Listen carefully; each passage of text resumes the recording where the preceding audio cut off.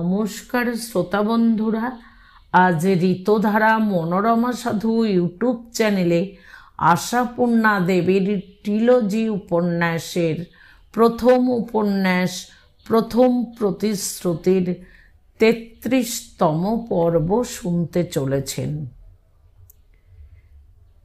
নিতাইয়ের বাড়ি থেকে চলে এসেছিল সত্য, মাথার মধ্যে যাতনা হচ্ছে বলে, কিন্তু সেই যাতনা থেকে যে এমন জোর জ্বর হবে সে কথা কে জানত।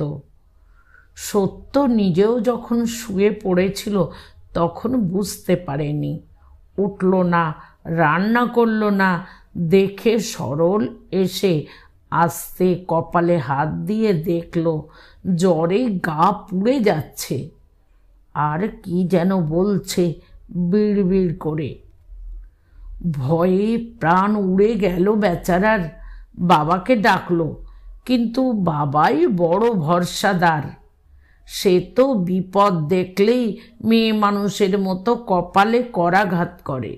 সে ডুকরে উঠে বলল, ছুটে গিয়ে পিসিকে ডেকে আন।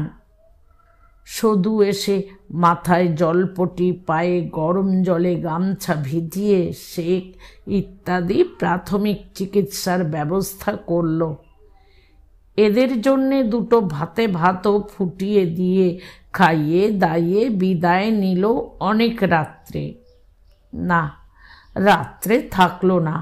সতীনের ছোট ছেলেটা নাকি বড় মাকে নইলে ঘুমোয় না, আর মুখুজ্জে মশাইয়েরও রাতে 10 বার তামাক লাগে। তবে আশ্বাস দিয়ে গেল সদু, ভোরেই আবার আসবে। তখনও সত্য অজ্ঞান, অচৈতন্য। নবকুমার মাথায় বাতাস দিচ্ছে। অনেক রাত্রে হঠাৎ সত্য চোখ তাকিয়ে বলে উঠল, শোনো, কাছে এসো, আমার গাটা ছো। শিউরে উঠল নবকুমার। কি প্রলাপের ঘোর, না আসন্ন মৃত্যুর আভাস? ছো, গা ছো। নবকুমার ভয়ে ভয়ে গায়ে একটু হাত ঠেকালো। সত্য উত্তেজিত স্বরে বলল, গায়ে হাত দিয়ে দিব্যি করলে কি হয় জানো তো? মনে রেখো। শোনো, আমি যদি মরে যাই, সুবর্ণকে তুমি 7 সকালে বিয়ে দেবে না। বলো বলো, দিব্যি করো। রোগীর প্রলাপ, এতে সায় না দিলে প্রকোপ বাড়বে। নবকুমার তাড়াতাড়ি বলে ওঠে, হ্যাঁ হ্যাঁ করছি। বলো, মুখে বলো। 16 বছর বয়স না হলে বিয়ে দেবে না সুবর্ণর। 16? মেয়ের বয়স 16 বছর পর্যন্ত আইবুড়ো রেখে দেবে? নবকুমার ভাবল, হঠাৎ এত বড় জ্বর কেন হলো সত্যর যে এতখানি ভুল বকা শুরু করেছে। কিন্তু কারণ যাই হোক, ঠান্ডা রাখতে হবে। নবকুমার ব্যস্ত সুরে বলে, আচ্ছা আচ্ছা, তাই হবে। তাই হবে বললে হবে না। সত্য প্রায় তেড়ে উঠে বসে। নিজের মুখে বলো, 16 বছরের আগে সুবর্ণর বিয়ে দেব না। পাগলের সঙ্গে চাতুরিতে দোষ কি? আর প্রলাপের রোগীর সঙ্গে পাগলের প্রভেদই বা কি? টুক করে সত্যর গা থেকে হাতের স্পর্শটুকু তুলে নিয়ে নবকুমার বলে ওঠে, এই তো বলছি, তোমার ইচ্ছে ব্যতীত বিয়ে দেব না সুবর্ণর। আসল কথাটাই বললে না তুমি? সত্য চেঁচিয়ে বলে ওঠে, আসল কথায় ফাঁকি দিও না। সুবর্ণকে মেরে ফেলো না, ওকে বাঁচাতে হবে। হাজার হাজার সুবর্ণকে বাঁচাতে হবে। ধপ করে শুয়ে পড়ে সত্য। নবকুমার পাখাটা আরো জোরে জোরে নাড়তে থাকে। হাজার হাজার সুবর্ণ? ভগবান, এ যে ঘোর বিকার। ভগবান, এ কি করলে তুমি? হে মা কালী, রাতটা পোহাতে দাও, আমি নিজে গিয়ে খাড়া ধোয়া জল এনে খাইয়ে দেব। দেশের কালীর কাছেও মানত করে বসে নবকুমার, আবার হরির লুটো মানে। কি করবে? নবকুমার যে শুনেছে বিকারের রক্ত মাথায় চড়লে ভুল বকতে বকতে আর মাথা চালতে চালতে মরে যায় মানুষ। লক্ষণ তো দেখাই দিয়েছে, রাত্রির মধ্যে যদি জ্বর না কমে সেই পরিণতি তো অনিবার্য। মা কালীর দয়াই বলতে হবে, খাড়া ধোয়া জল না খেয়েই জ্বর কমে গেল। শেষ রাত্রির দিকেই কমে গেল।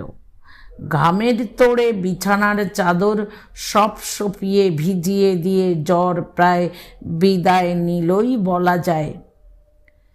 কিন্তু ঠান্ডা গায়ের রক্ত, 5 দিন জ্বর ছেড়ে যাওয়ার পরের রক্ত, বিকারের তীব্রতা পেল কি করে? বিকারের বেগ, সেই তীব্রতার বেগ বিকারের বিকৃতি নিয়েই তো মাথায় চড়ে উঠল। নইলে ত্রিভুবনে কে কবে এমন কাণ্ড শুনেছে? কোনো বাঙালির মেয়ের, গেরস্থ ঘরের মেয়ের পক্ষে কখনো সম্ভব এমন ভয়ানক কাণ্ড করা? সত্যর চির অনুগত এবং চির সমর্থক ছেলেরা পর্যন্ত স্তম্ভিত হয়ে গেল মায়ের এই ধারণাতীত দুঃসাহসে। খিড়কির দরজা দিয়ে বেরিয়ে গিয়ে সদুকে আর তার বরকে ডেকে আনলো সাধন। তথাপি নবকুমার ব্যাকুল হয়ে সরলকে বলে বসল, বিপদে পড়লে চক্ষু লজ্জা করতে নেই, শাস্ত্রের নির্দেশ। তুই যা বাবা, একবার মাস্টার মশাইকে ডেকে নিয়ে আয়। মাস্টার মশাইকে? সরল হা হয়ে রইল। বাবা ডাকতে বলছেন তার মাস্টার মশাইকে? যার নাম করেন না, মুখ দেখেন না, সুহাসদি পর্যন্ত যার জন্যে চিরকালের মতো পর হয়ে গেছে। নবকুমার লজ্জাকে চাপা দেয় ব্যস্ততা দিয়ে। হ্যাঁ হ্যাঁ, বলছি তো তাই। বললাম না বিপদের সময় চক্ষু লজ্জা শাস্ত্রের বারণ। তুই আমার নাম করেই ডেকে আন। বলগে, ভয়ানক গুরুতর কাণ্ড, পুলিশ এসেছে বাড়িতে, বোধহয় তোদের মার হাতে দড়ি পড়বে। এ শুনলে আর? দড়িটা মার হাতে পড়বে কেন? বিপদের সময় চক্ষু লজ্জার নিষেধটা কোন শাস্ত্রে আছে? সে প্রশ্ন করে না সরল। ফতুয়াটা গায়ে দিয়ে বেরিয়ে যায় রান্নাঘরের পিছনের দিকে দরজাটা দিয়ে। এই দৌড়টা ছিল তাই রক্ষে, নইলে সদূর চেপে তো বসেছে বাঘা এক সাহেব পুলিশ। কম্পিত কলেবর নবকুমারের এগিয়ে দেওয়া চেয়ারখানায় বসে সত্যকে জিজ্ঞাসাবাদ করছে। হ্যাঁ, সত্যকেই প্রশ্ন করছে। ছোটোখাটো ইংরেজি মিশেল হাস্যকর উচ্চারণ সমৃদ্ধ বাংলায়, আর পাথর বাঁধানো বুক সত্য সেই প্রশ্নের উত্তর দিচ্ছে ঠায় দাঁড়িয়ে। সাহেব পুলিশের নামে ডাকাবুকো মুখুজ্জে মশাইও প্রথমে আসতে চাননি, কিন্তু সদূর একান্ত ব্যাকুলতায় আসতে বাধ্য হয়েছেন বটে, তবে সদরমুখ হননি। পইতে হাতে ধরে দুর্গা নাম জপ করতে করতে সদূর পিছু পিছু সেই পিছন দরজা দিয়ে ঢোকা মাত্রই সুবর্ণ কেঁদে ওঠে। সদূর হাঁটু জড়িয়ে ধরে বলে, পিসি, মাকে ধরে নিয়ে যেতে গোরা এসেছে, বালাই ষাট। দুগ্গা দুগ্গা, ধরে নেবে কেন? বলে মেয়েটাকে কোলে তুলে নিয়ে সদু ফিসফিসিয়ে বলে, ঘটনাটা কি রে তুড়ু, হলো কি? সাধন শুকনো মুখে যা বিবৃতি দেয় তার সার অর্থ এই, সত্যবতী কারুর সঙ্গে কোনো পরামর্শ না করে, কারুকে না জানিয়ে পুলিশ সাহেবের কাছে একটি চিঠি পাঠিয়েছিল। কারুর জবানিতে পর্যন্ত নয়, নিজের নামে। সেই চিঠির সূত্রে এনকোয়ারিতে এসেছে পুলিশ। চিঠির কারণ অদ্ভুত, কারণ অভাবনীয়। নিতাইয়ের বউ ভাবিনীর বোনের শোচনীয় অকালে মৃত্যুই নাকি কারণ। মেয়েটাকে তার স্বামী আর শাশুড়িতে মিলে কীরকম নৃশংসভাবে হত্যা করেছে তা জ্বলন্ত ভাষায় বর্ণনা করে দৃপ্ত আবেদন জানিয়েছে সত্যবতী। এই দানবীয় অত্যাচারের সুবিচার হোক, সেই খুনি যুগলের উচিত মতো শাস্তি হোক। তা যদি না হয়, বৃথাই তাদের ধর্মাধিকরণের নাম করে আদালত খুলে বসে থাকা। আসামিদের নাম ধাম ঠিকানা সবই জানিয়েছে সত্যবতী সেই আবেদনপত্রে। সব শুনে শুধু নিঃশ্বাস ফেলে বলে, সেদিনের সেই বিকারেরই ঝোঁক এসব তুড়ু। দেহের রক্ত মাথায় চড়ে উঠেছিল জ্বরের ধমকে। সেই চড়া রক্তই বুদ্ধিশুদ্ধি বিগড়ে দিয়েছে। নচেত বাঙালি গেরস্থ ঘরের মেয়ের পক্ষে এ কাজ সম্ভব? আমি তোকে নির্ঘাত বলছি তুড়ু, তোর ওই মা একদিন মাথার সিঁড়ি ছিঁড়ে সন্ন্যাস রোগ হয়ে মরবে। চিরদিনই মেয়ে মানুষের আধারে ও একটা দস্যি পুরুষ মানুষ, তাই এই দুরন্ত রোগ। সাধন আরও শুকনো মুখে বলে, রোগই বলবো, তাছাড়া আর কি? চিরদিন এই এক রোগ। কোথায় কোনখানে কে কি অন্যায় করলো যেন মার ওপরই করেছে। সকলের জ্বালা যন্ত্রণা নিজের ঘাড়ে নিয়ে কেবল কষ্ট পাওয়া রোগ। বাড়ির বাসন মাজা ঝিটা একদিন তার ছেলেকে মরে যা বলে গাল দিয়েছিল বলে মা তাকে তক্ষুনি ছাড়িয়ে দিলেন। সৃষ্টি ছাড়া সবই সৃষ্টি ছাড়া, চিরকেলে সৃষ্টি ছাড়া। আশ্চর্যই, ভগবান রূপ গুণ সবই দিয়েছিল, কিছু সার্থক করতে পারল না। এখন আবার নাকি শুনছি সেদিন জ্বরের ঘোরে তোর বাপকে দিব্যি গালিয়েছে।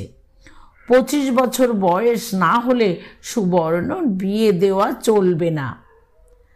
দিব্যিটা অবশ্য নিতান্তই হাস্যকর, অতএব এ নিয়ে মাথা ঘামায় না সাধন। প্রলাপের ঘোরে কি না বলে মানুষ। তবে ওরও মনে হয় বাস্তবিকই মাকে মার বিধাতা অনেক বুদ্ধিশুদ্ধি দিয়েছেন, শুধু জেদটা যদি ঈষৎ কম দিতেন। আপনি একটু ওদিকে যাবেন পিসে মশাই? সাধনের এই প্রশ্নে মুখুজ্জে মশাই বিচলিত স্বরে বললেন, আমি আর কেন, বুড়ো মানুষ, এই মাত্র স্নান সেরেছি, এখনো আহ্নিক হয়নি। এখন ওই ম্লেচ্ছ স্পর্শে না ছবিন কেন, এমনি। এই দেখো পাগল ছেলের কথা, বাক্য বিনিময় মানেই তো ছোঁয়া। বাক্যের দ্বারা যে স্পর্শ সেও বড় কম নয়। তাছাড়া তোমরা কলেজে পড়েছ, ইংলিশ শিখেছে সেটা সত্যি কথা, কিন্তু এ তো লেখাপড়ার কথা নয়, সাহেব মাস্টার নয়, এ হলো বিশ্রী একটা গোলমেলে ব্যাপার। ক্ষেত্রে প্রবীণ লোকই ভালো। কিন্তু প্রবীণ লোক দ্বিতীয়বার স্নানের ভয়ে গেলেন না, শুধু উকি ঝুঁকি মেরে দেখতে লাগলেন সত্য কিভাবে সাহেবের দিকে তাকিয়ে কথা বলছে। হ্যাঁ, তখন সত্যই বলছে। বলো তবে কি জন্যে আদালত খুলে বসে আছো তোমরা? সতীদাহ করে মেয়ে মানুষগুলোকে পুড়িয়ে মারত আমাদের দেশ, তোমরাই সে পাপ থেকে উদ্ধার করেছ আমাদের। তবু এখনো কিছুই হয়নি, এখনো অনেক অনেক পাপ জমানো আছে। 4 যুগ ধরে জমছে এই পাপের বোঝা। এই পাপ দূর করতে পারো, তবেই বলি শাসনকর্তা সেজে বসে থাকা শোভা পাচ্ছে। নচেত পরের দেশে এসে রাজাগিরি কিসের? জাহাজ বোঝাই হয়ে ফিরে যেও না মা। সাধন এগিয়ে যায় মাকে নিবৃত্ত করতে। দেখছিল বাংলানবিশ সাহেব তার মার এই ওজস্বিনী বক্তৃতার সামনে পড়ে সমস্ত বাংলা জ্ঞান হারিয়ে হোয়াট হোয়াট করছে। এই বক্তৃতার স্রোতে দোভাষীর কাজ করতে এলে তার এফে পড়া বিদ্যে স্থলকুল পাবে এ ভরসা হলো না, তাই মা বলে ডেকে নিবৃত্ত করতে চাইল। কিন্তু সত্য বুঝি তখন সত্যি পরিবেশ পরিস্থিতির জ্ঞান হারিয়েছে, তাই ছেলের এই ডাকের ইশারায় কর্ণপাত না করে বলতেই থাকে, তোমাদের দেশে তো শুনি মেয়ে মানুষের অনেক মান অনেক সম্মান, সেই চোখ খুলে দেখতে পাও না এই হতভাগা দেশে মেয়ে মানুষকে কি অপমানের মধ্যে, কে লাঞ্ছনার মধ্যে ফেলে রেখেছে। আইন করে বন্ধ করতে পারো না এসব? নিত্যি নিত্যি অনেক আইন তো বার করছো। বড় বউ নবকুমার আর থাকতে পারে না, চেঁচিয়ে ডেকে ওঠে। আর ঠিক এই সময় ভবতোষ মাস্টার এসে দাঁড়ান সরলের সঙ্গে সঙ্গে। ঢুকবার মুখেই বোধ করি সত্যর এই তীব্র ভাষা তার কানে ঢুকেছে, তাই সত্যকেই উদ্দেশ্য করে শান্ত স্বরে বলেন, ভিনদেশের লোক এসে আইন করে এদেশের সমাজের গ্লানি দূর করবে এ আশা করো না বৌমা, দেশকেই করতে হবে। মাস্টার মশাইকে এ বাড়িতে দেখে অবাক হতে গিয়েও সঙ্গে সরলকে দেখেই রহস্যভেদ হয়ে গেল সত্যর কাছে। আস্তে মাথার কাপড়টা টেনে নিয়ে দূর থেকে আলগোছে একটা প্রণামের মতো করে ঘরের মধ্যে ঢুকে গেল। একটা নাকি প্রবাদ আছে, বুক থেকে পাহাড় নামা।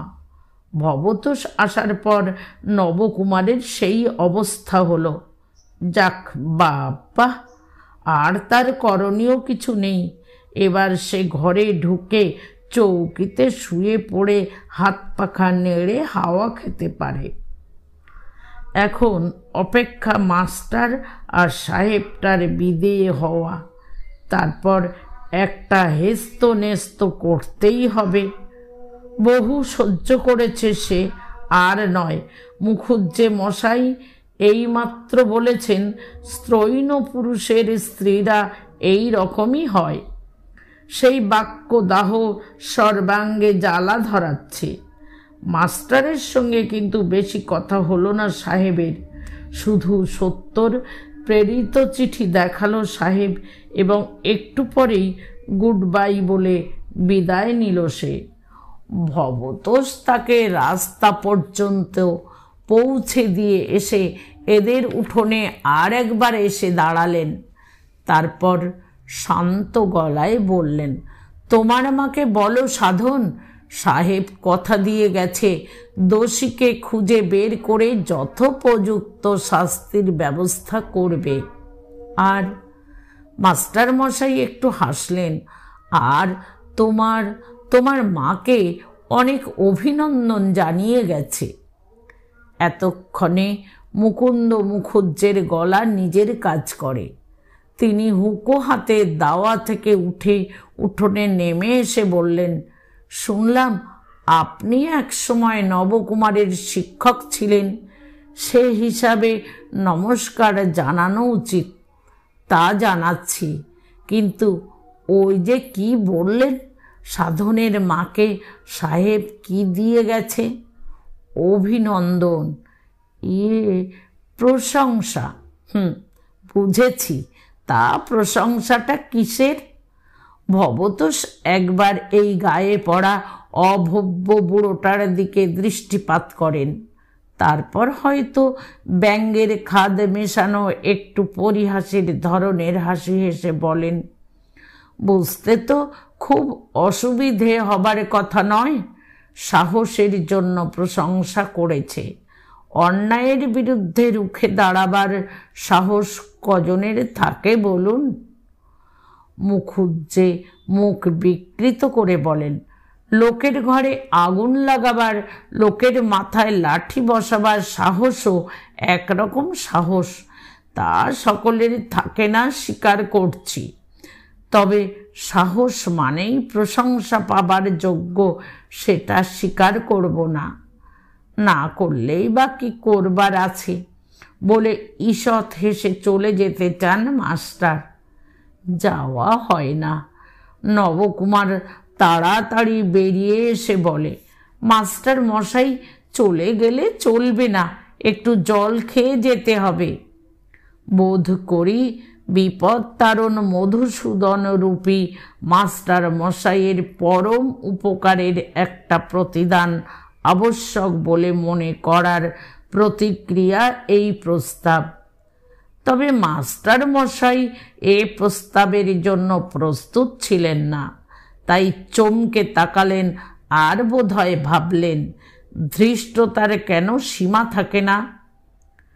কিন্তু একতা যে ভবতোষ মাস্টার রামকালীকে তার মেয়ের শ্বশুরবাড়ির দুঃখ দুর্দশা বর্ণনা করে ওজস্বিনী ভাষায় চিঠি দিয়েছিলেন, সেই ছেলে মানুষ ভবতোষ তো আর নেই। তারপর অনেকগুলো দিন পার হয়ে গেছে, অনেক মানসিক দ্বন্দ্বের টানা পড়েনে পোড় খাওয়া আর অনেক জ্ঞান অর্জনে পরিণত হয়ে ওঠা প্রৌঢ় ভবতোষ ভয়ানক কিছু একটা জবাব দিয়ে বসলেন না, শুধু মৃদু হেসে বলেন, পাগল। পাগল কেন? বাহ, ঋণী থাকবো না এই বাসনাতেই হয়তো নবকুমার আবার জেদ করে। এই রোদে তেতে পুড়ে এলেন, আপনার বৌমার মান মর্যাদা রক্ষা করলেন, সে অমনি কেন ছাড়বে? আপনার বৌমা বলছে একটু মিষ্টি মুখ না করিয়ে ছাড়বে না আপনাকে। ভবতোষ আর একবার ভয়ঙ্করভাবে চমকালেন। বোধ করি কোনো একখানে হিসাব মিলাতে পারলেন না। কেমন অসহায় ভঙ্গিতে বললেন, কে কে ছাড়বে না বলেছে? এই যে আপনার বৌমা। চোখের ইশারায় ইতিমধ্যেই সাধনকে দোকানে পাঠিয়ে ফেলেছে নবকুমার, তাই বুকের বল আছে। অতএব জোর গলায় বলে, সে এখন কলসির জল ঢেলে আপনার জন্য মিশ্রির পানা করছে। নবকুমার ভেবেছিল এই ইশারাতেই মিশ্রির পানা বানানো হয়ে যাবে, কিন্তু কথা শেষ করতে হয়নি নবকুমারকে। কলসির ঠান্ডা জলের ইশারা কাজে লাগলো না। সত্যবতী বেরিয়ে এসে দৃঢ়স্বরে বলল, মিথ্যে কেন রোদে দাঁড়িয়ে পাগলের প্রলাপ শুনছেন মাস্টার মশাই? বাসায় যান। ভবতোষ সহসা একবার স্পষ্ট চোখে সত্যর মুখের দিকে তাকালেন, তারপর আস্তে আস্তে বেরিয়ে গেলেন। ঠিক সঙ্গে সঙ্গে নবকুমার একটা কিম্ভূত কিমাকার কাজ করে বসল। হঠাৎ দু হাতে ঠাস ঠাস নিজেই নিজের গালে চড়িয়ে বলে উঠল, আর কেন, এইবার একখানা জুতো এনে মুখে মারো, 16 কলা সম্পূর্ণ হোক। ওইটুকুই তো বাকি আছে। স্ত্রৈণ পুরুষের ওইটাই বোধহয় শেষ শাস্তি। সামনে সদু, সামনে মুখুজ্জে, সামনে সরল। সেই মুহূর্তে সাধন সন্দেশের ঠোঙা হাতে নিয়ে এসে দাঁড়িয়েছে। সত্য কি কারো দিকে তাকিয়ে দেখে? বোধহয় না।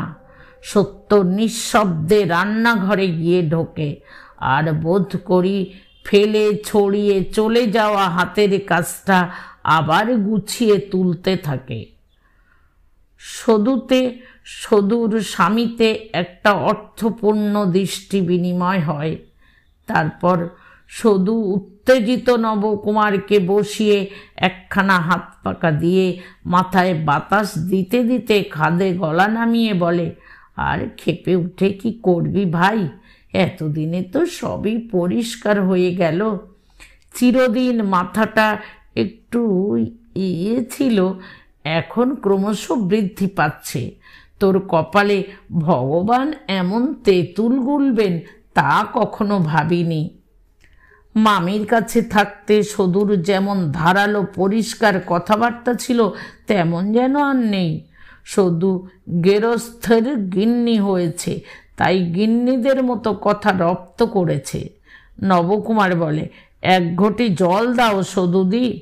সদু তাড়াতাড়ি জল এনে হাতে দিয়ে বলে, খা, খেয়ে এইবার মনের বল করে কোবরেজ ডেকে এনে চিকিৎসে করা। নেহাত হাতে পায়ে ছেকল না পরাতে হয় সেটা তো দেখতে হবে। নবকুমারের বোধ করি জল খেয়েই বল বাড়ে। সে বীর বিক্রমে বলে, পাগল না হাতি, সব বদমাইশি। লোকের সামনে আমাকে হেয় করাই ওর একমাত্র কাজ। জীবন ভোর তাই দেখলাম। হ্যাঁ, বড় হয়ে পর্যন্ত ছেলেরাও তাই দেখছে। ছেলেবেলায় মায়ের প্রতি শ্রদ্ধা ছিল, সহানুভূতি ছিল। মায়ের কথা বেদবাক্য বলে ভাবত ছেলেরা, এবং বাবাকে অল্প বুদ্ধি বলে মনে মনে করুণা করত। কিন্তু বাবার ওপর করুণাটা বজায় থাকলেও বড় হয়ে পর্যন্ত মায়ের ওপর থেকে যেন সহানুভূতি অনেকটা চলে যাচ্ছে, বিশেষ করে বড় ছেলেটার। সে ভাবতে থাকে, এ কি, প্রত্যেকটা ব্যাপারে তাল ঠুকে লড়াই। শান্তির সংসারে সেধে অশান্তি ডেকে আনা আর বাবাকে হেয় করা, এটা অন্যায়। সুহাসকে নিয়ে কি কাণ্ডই করলেন। তবু তার পিছনেও না হয় একটা যুক্তি আছে। মানুষটার একটা গতি করার দরকার ছিল। কিন্তু নিতাই কাকার শালি যে মরে ভূত হয়ে গেছে, তার জন্যে এ কি কেলেঙ্কারি।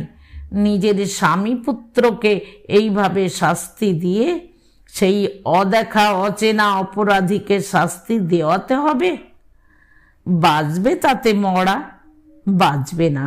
শুধু নবকুমার আর তার ছেলেদের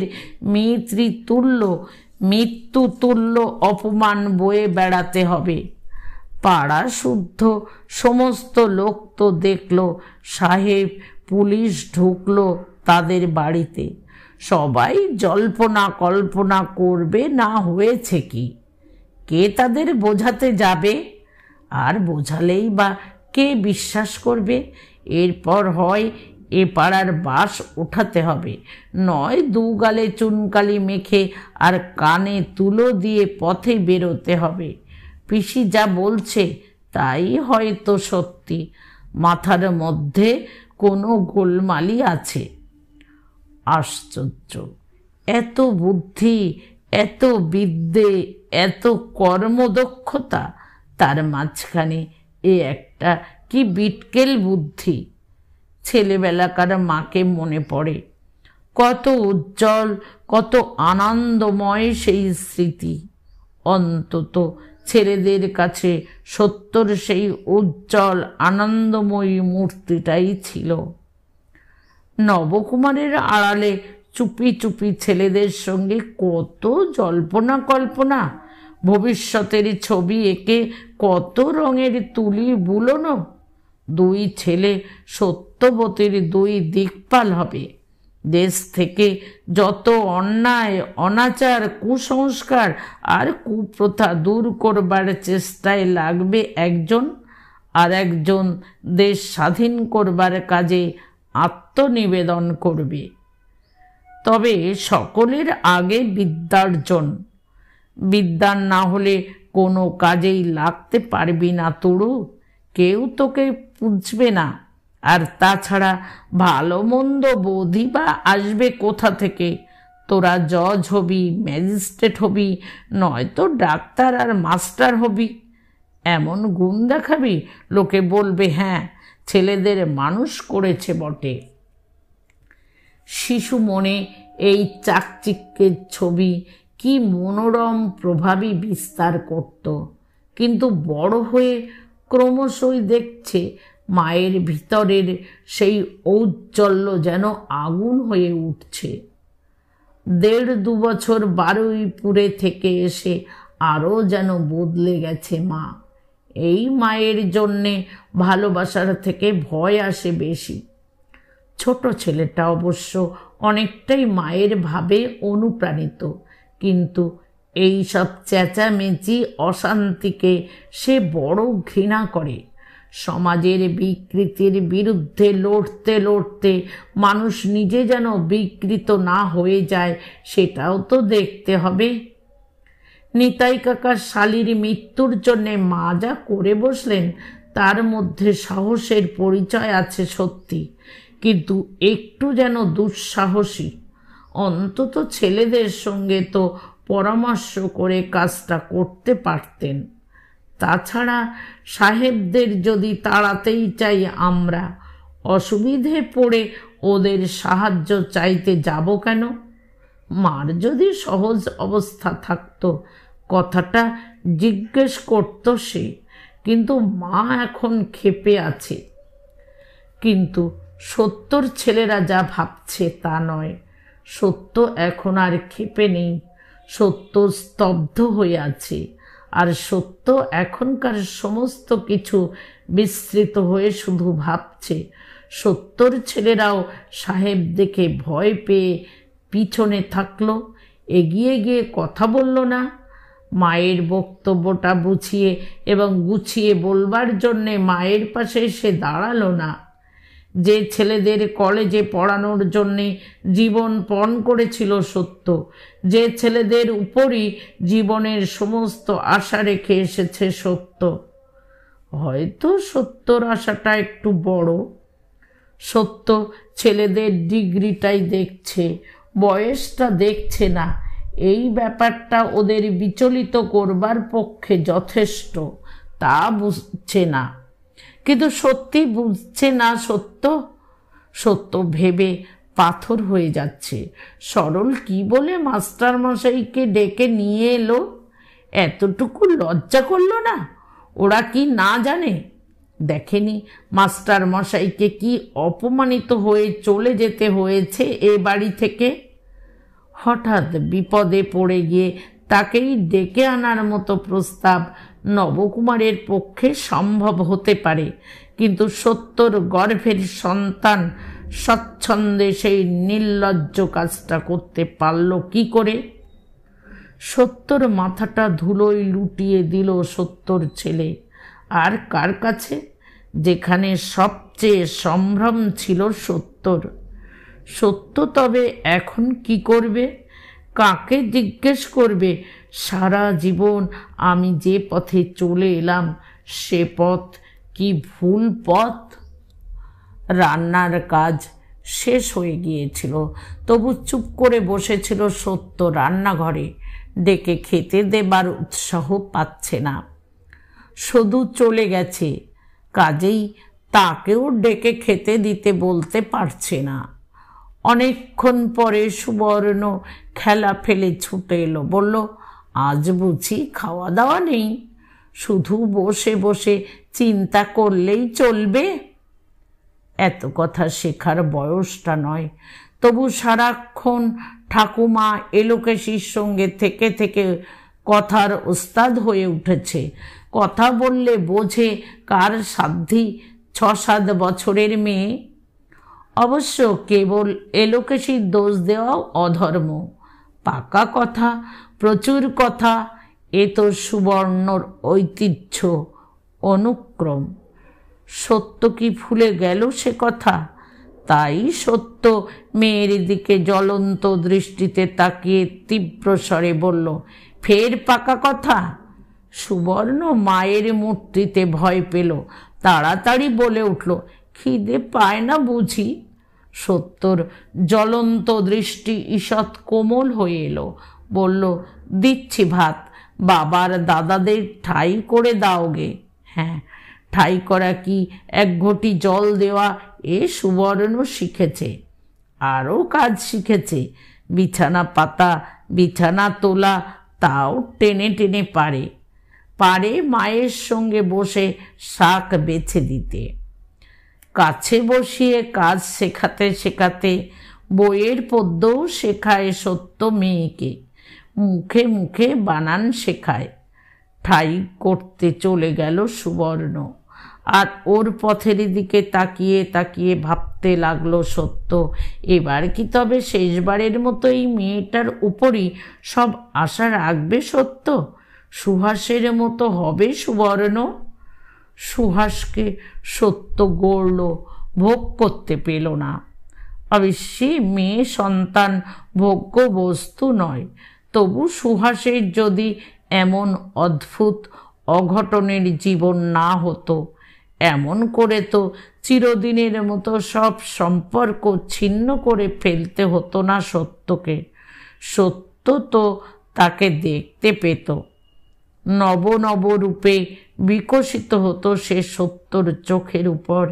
এ আর সত্যর দেখার উপায় রইল না। কেমন সংসার করছে সুহাস। সুবর্ণ সত্যর চোখের সামনে বিকশিত হবে। ছেলেরা শেষ অবধি বংশের ধারায় কাপুরুষই হবে, হবে স্ত্রীবশ। যেমন ছিলেন ঠাকুরদা নীলাম্বর, যেমন নবকুমার। নীলাম্বর অসৎ চরিত্র, তবু স্ত্রীর ভয়ে কাটা। নবকুমারের তো কথাই নেই। কিন্তু সত্য আজ নিজেকে বিশ্লেষণ করে দেখছে। সত্য কি নবকুমারের এই বশ্যতার পরিবর্তে উল্টোটা হলে সুখী হতো? অনেকবার মনের কোণে কোণে আলো ফেলে ফেলে দেখেছে সত্য। হতো সুখী? সত্যর স্বামী যদি সত্যর যুক্তি খণ্ডন করে সমতে প্রতিষ্ঠিত থেকে বিপরীতভাবে নিজেকে চালাতে পারত, তাতেও সত্য সুখী হতো। নবকুমার তা নয়। নবকুমার ফি কথায় তাল ঠুকে স্ত্রীর কথার প্রতিবাদ করে, কিন্তু ওই পর্যন্তই। নিজের কোনো মত খাড়া করতে পারে না। শেষ পর্যন্ত সত্যই জয়ী। কিন্তু কেবল জয়ী হয়েই কি সুখ? পরাজয়েও কি সুখ নেই? যে পরাজয় স্বেচ্ছায় স্বীকার করে নেওয়া যায়, তেমন পরাজয়ের স্বাদ জীবনে কখনো পেল না সত্য। তবে সুবর্ণই উঁচু হোক, মস্ত হোক, তাই ভালো। মেয়ের কাছে ছোট হবে সত্য, যেন অবাক হয়ে বলতে পারে, বাবা কত বুদ্ধি তোর, এত কথা, এত তত্ত্ব, এত তথ্য শিখলি কি করে? যেন বলতে পারে, সুবর্ণ তুই আমার মুখ রেখেছিস। বাপ ভাইকে গিয়ে যখন জানালো সুবর্ণ ভাত বাড়া হয়েছে, তারা যেন হাতে চাঁদ পেল। যাক, তাহলে সংসারটা আবার ছন্দে এলো। ওরা তো বসে বসে ভাবছিল আজ আর সত্য রান্না বান্না করেনি। এই মূল কেন্দ্রে বিশৃঙ্খলা ঘটলেই বড় মুশকিল। ওরা কৃতার্থ হয়ে নিঃশব্দে এসে খেতে বসল। নবকুমার যে সাহেবের উপস্থিতির সময় মনে করেছিল ওরা একবার চলে যাক, সে একবার হেস্তনেস্তটা দেখে নেবে, সে কথা আর মনে পড়ে না। তখন নিজের গালে নিজে চড়ানোর পরই সমস্ত সাহস উপে গেছে তার। এখন অবিরত সদুর কথাটাই মনে পড়ছে। মাথাটাই খারাপ বউয়ের। খারাপ? নচেত আচরণ এমন উল্টো পাল্টা হয়? যাক, তার মধ্যে যেটুকু সোজা করে তাই মঙ্গল। খেতে বসতে পেয়ে ধন্য হলো বাপ ছেলে। সুবর্ণ পাকা গিন্নির মতো বলতে লাগলো, আর দুটি ভাত নাও না বাবা। তা নবকুমার আবার এখন সত্যর মন রাখতে ভাতও দুটি নিল চেয়ে। তারপর যখন খাওয়া হয়ে গেছে, তখন সত্য এসে তার সংকল্প ঘোষণা করল। সহজ গলায় বলল, অসুখটা হয়ে অবধি শরীরটা মোটে ভালো যাচ্ছে না, তাই ভাবছি কাশিতে বাবার কাছে গিয়ে কিছুদিন থাকব। পশ্চিমের হাওয়ায় স্বাস্থ্য শরীরটা একটু ভালো হতে পারে। নবকুমারের মনে হলো সত্য যেন হঠাৎ তাকে বর দিতে এলো। বোধ করি মনের মধ্যে এই ধরনের একটা সুরই বাজছিল, কিছুদিন কোথাও ঘুরে আসুক সত্য, তাহলে সেও সারবে, নবকুমারও বাঁচবে। কিন্তু এক কথায় কি করে বলা যায় হ্যাঁ আচ্ছা তাই যাও। তাই আস্তে আস্তে ভয়ে ভয়ে বলে, কাশিতে? বাবার কাছে? তাই কি সম্ভব? তিনি একা মানুষ, তার কাছে গিয়ে কি করে থাকবে? সত্য সংক্ষেপে বলে, সে যা হয় হবে। সাধন, তুই আমায় পৌঁছে দিতে পারবি না? সাধনকেই প্রশ্ন করেছিল সত্য। বড় ছেলে বলেই করেছিল, কিন্তু সাধন এ প্রশ্নের উত্তর দিতে অকুল পাথারে পড়ল। একা সে নিজের দায়িত্বে মাকে নিয়ে কাশি যাবে, এ হেন প্রস্তাবটাই যেন তার কাছে মার আর এক পাগলামি বলে মনে হলো। ছেলের এই বিপন্ন মুখের দিকে তাকিয়ে সত্যর মুখে হঠাৎ সূক্ষ্ম একটি হাসির রেখা ফুটে উঠল, আর তেমনই সূক্ষ্মভাবে সে বললে, পারবি না বলেই মনে হচ্ছে, তবে থাক। অন্য সময় হলে এই নিয়ে হয়তো ছেলেকে তীব্র তিরস্কার করত সত্য, কিন্তু আজ আর করল না। ওইটুকু বলেই হাতের কাজ সারতে লাগলো। নবকুমারের চোখে ওই সূক্ষ্ম হাসিটুকু ধরা পড়ার কথা নয়, কিন্তু কেন কে জানে পড়ল, আর কেন কে জানে সে এতে একটা অপমানের জ্বালা অনুভব করল। আর সেই অনুভূতির ফলেই ফট করে বলে বসলো, কেন সাধনই বা কেন? আমি পারি না? আমি নিয়ে যাব। এ কথা বলল না অবশ্য, বলল আমি পারি না। সত্য এবার ওদের অবাক করে দিয়ে ভালো গলাতেই হেসে উঠল। হেসে বলল, কি আশ্চর্য, পারবে না এ কথা কখন বললাম? তবে ওরা বড় হয়েছে, ওদের মায়ের ভার কিছু কিছু নেবে, এইটাই তো আশা। বড় হয়েছে, ভারী লায়েক হয়েছে বলে কথায় জবনিকা পাত করে অন্য এক মতলব ভাসতে থাকে নবকুমার। তবে আর একটা ঝড়ের আশঙ্কা করে, কিন্তু ঝড় ওঠে না। নবকুমার আশ্বস্ত হয়, আবার আশ্চর্যও হয়। সত্য কি হঠাৎ বদলে গেল?